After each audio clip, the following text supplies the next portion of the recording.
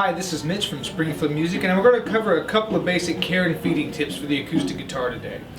So the most common thing that you're going to run into and you need to maintain on your acoustic guitar is going to be the strings. The strings produce so much of your sound and so much of your tone. When you get to a point where the strings have gone dead and they're rusted and old, it's a gradual thing, but you may not necessarily notice it, but it will make a huge effect on your guitar if you change the strings. So it's important to either know how to change your strings or have someone change them for you on a regular basis.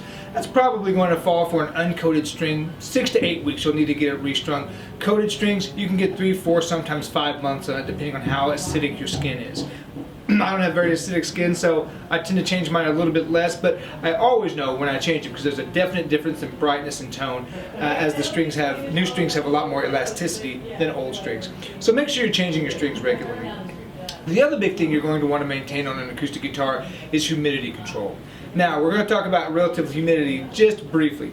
8th grade science. As air heats up, humidity will drop because there's more air, there's more space, so the relative humidity of your house drops. When you use your heater in the winter, that's what happens. Your house gets dry.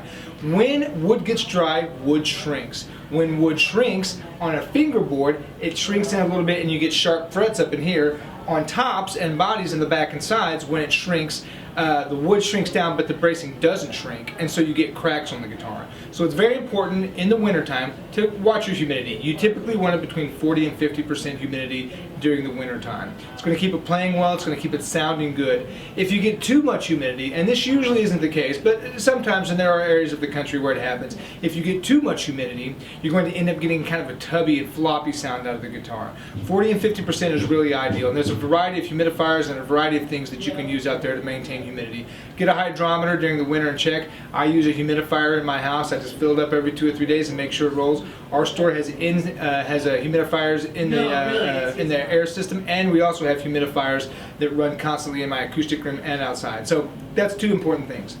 Now let's talk a little bit about problems that you're going to have with the guitar. I'm going to start at the top and sort of work my way down. Machine heads. Machine heads over time can wear out. Sometimes if you find they're not holding a tune, the quick thing to do, most machine heads will have a little screw on the end here. Tighten it up with a Phillips head screwdriver. That's going to take care of your problem a lot of the time. If it continues not to hold, you're going to have to change them out. Just a replaceable sort of thing. The nut, usually not too much of an issue, although you will have an issue sometimes with it breaking if it gets hit or if it just gets old. Sometimes they'll wear down. The neck is probably one of the other common things. This is usually related to it drying out, but the neck can bow and back bow as the weather changes. There's a truss rod that runs on almost every guitar made these days, typically not on nylon strings, and some guitars that are over 30 or 40 years old, they may or may not have a truss rod in it depending on the brand. But that truss rod can straighten out your neck. It can make it play a lot easier.